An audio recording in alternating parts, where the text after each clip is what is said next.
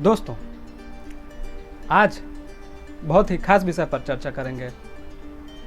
Physical और body intelligence या cushion के बारे में। जी हाँ दोस्तों, फिजिकल और बॉडी इंटेलिजेंस क्या है, इसका हमारे जीवन में क्या महत्व है और किस प्रकार से ये इंटेलिजेंस हमारे जीवन को प्रभावित करती है और कार्य करती है और किस तरह से हम इसका समुचित उपयोग कर सकते हैं। जी हाँ दोस्तों, क्या आपको भी लगता है या आपने महसूस किया है कि हमारे अंदर बहुत सारी प्रक्रियाएं चलते रहती हैं जिसका हमें ज्ञान भी नहीं होता है, परंतु ये चलती रहती हैं, चाहे हम नोटिस करें या नोटिस ना करें।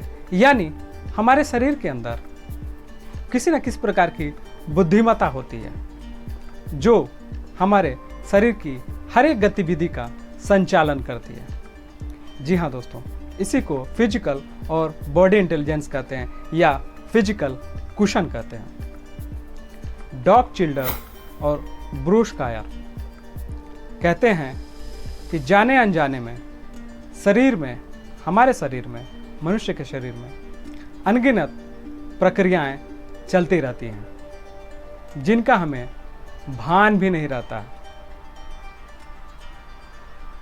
परंतु ये चलती रहती है और इन सब का संचालन एक सजगता करती है, एक बुद्धिमत्ता करती है, जिसे फिजिकल और या बॉडी इंटेलिजेंस कहते हैं।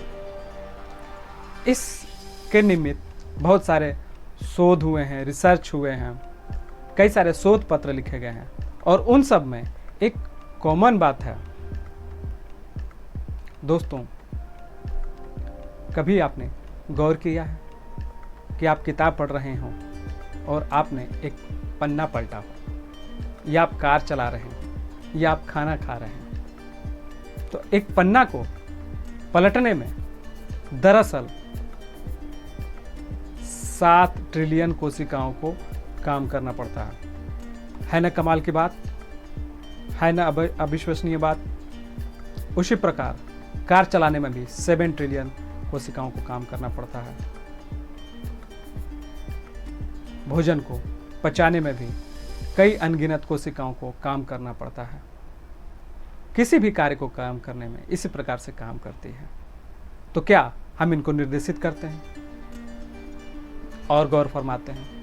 क्या हमने कभी अपने हृदय को धड़कने के लिए कहा है, अपनी फेफड़ों को सांस लेने के लिए कहा है, पैरों को चलने के लिए कहा है? क्या हम अपने शरीर को दर्द का अनुभव करने के लिए कहा है या निर्देशित किया है? नहीं ना। फिर भी हमें ये सारे अनुभव होते हैं, हमें इस प्रकार की अनुभूतियाँ प्राप्त होती हैं, महसूस करते हैं, जबकि हमें इन्हें निर्देशित भी नहीं करते हैं। तो हमारी फिजिकल या बॉडी इंटेलिजेंस बड़े ही खामोशी से काम करते रहती है, परंतु गलत आदतों की वजह से, गलत मानसिकता की वजह से हम इनका समुचित उपयोग नहीं कर पाते हैं। तो इनका समुचित उपयोग कैसे करें? दरअसल प्रकृति ने हमारे शरीर को अपने तरीके से ताकतवर और बुद्धिमान बनाया है। सोचिए, हमने कंप्यूटर का निर्माण किया है तो हम कंप्यूटर से ज़्यादा तेज हैं। दरअसल पाचन क्रिया सबसे जटिल प्रक्रिया होती है, परंतु हम निर्देशित करें या ना करें, यह प्रक्रिया बड़े ही आसानी से और सरलतापूर्वक रोज दिन रात चलती है ना कमाल की बात। तो हम किस प्रकार से इसका समुचित उपयोग करें, इस पर चर्चा करते हैं। दोस्तों, दरअसल प्रकृति ने हमें साग सब्जी, फल फूल रहने पर या फास्टिंग, उपवास करने का नियम बनाया है। भोजन जरूरी है हमारे लिए, पर हम भोजन के लिए जरूरी नहीं है। भोजन हमारे लिए है और यह पूर्ण रूप से वनस्पतियों पर निर्भर करता है।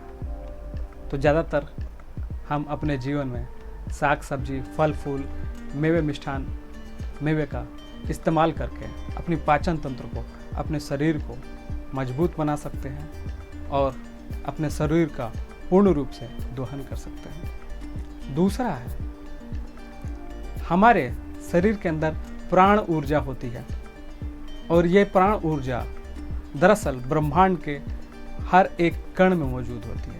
हमारे शरीर में भी प्राण ऊर्जा से भरा हुआ होता है और इस प्राण ऊर्जा के पास इतनी ताकत होती है कि वह स्वयं अपनी शरीर की हर गतिविधि को संचालित कर सकती है और उसका समुचित इलाज भी कर सकती है। परंतु गलत आदतों की वजह से हम देर रात सोते हैं और देर से उठते हैं। दरअसल हम लगातार खाते रहते हैं और दरअसल पाचन का और हीलिंग का समय ही नहीं देते हैं। हीलिंग यानी उपचार का समय नहीं देते हैं। इसीलिए पुराने समयों में हमारे बुजुर्ग शाम को सूर्य ढलने के बाद ही भोजन कर लिया करते थे और सुबह जल्दी उठते थे और वो 9-10 बजे के आसपास खाना खाते थे।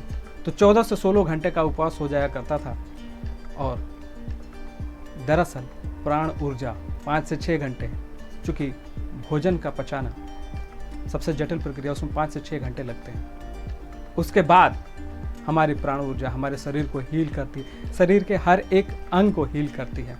दरअसल वो समय हम देते ही नहीं हैं। डॉक्टर भी जो दवा देता है वो हमारे शारीरिक इलाज, शारीरिक बुद्धिमत्ता के को ही ध्यान में रख कर दिया जाता है। अगर हमारा शरीर खुद उपचार ना करे तो दवा भी बेकार हो जाती है और अगर ये इसके अगेंस्ट काम करती है तो और भी बेकार हो जाती है, कोई असर ही नहीं होता। दरअसल कंडीशन और ख़राब हो जाती है।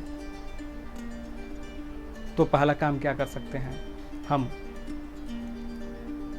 ज़्यादातर साग सब्जी, फल फूल, मेवा मिष्ठान भंडार का उपयोग करें। रात का खाना जल्दी खाएं और कम से कम ये गैप रखें कि रात के खाना और सुबह के नाश्ते में 14 से 16 घंटों का कम से कम अंतर हो। तीसरा कर सकते हैं कि महीने में कम से कम एक आध दिन या हफ्ते में 1 दिन या महीने में 1 या 2 दिन उपवास रखें, जिससे हमारी बॉडी को हील करने का पूर्ण रूप से समय मिल जाए। चौथा, अपने शरीर के प्रति आभार प्रकट करें। ये हमें जो पुरस्कृत शरीर मिल रहा है, जो क्रियाएं चल रही हैं, उसका धन्यवाद करें, जो हमारे सब कॉन्शियस माइंड को फीड करती है, हमारे उस बुद्धिमत्ता तक जाती है और वो अपने कार्य और बेहतर ढंग से करती है। चौथा और सबसे महत्वपूर्ण चीज़ है ध्यान। दरअसल ध्यान से हम अपनी बुद्धिमत्ता को और फलने फूलने का मौका देते हैं और उसको हील करने का सबसे ज़्यादा मौका देते हैं और खुद हम अपनी आंतरिक गहराइयों से, अपनी आंतरिक शांति से, आंतरिक प्रसन्नता से भी हमारा सामना होता है। तो ध्यान सबसे ज़रूरी चीज़ है। तो दोस्तों, आशा करता हूँ कि आप और हम सब मिलकर आज से ही प्राकृतिक खाद्य पदार्थों पर निर्भर हों, उपवास रखने की प्रक्रिया प्रारंभ करें, या कम से कम उपवास न कर पाएँ तो रात्रि के भोजन और सुबह के नाश्ते के बीच 14 से 16 घंटे का फर्क रखें और ध्यान करना ना भूलें। इसी के साथ आज की मैं अपनी चर्चा समाप्त करता हूँ। धन्यवाद।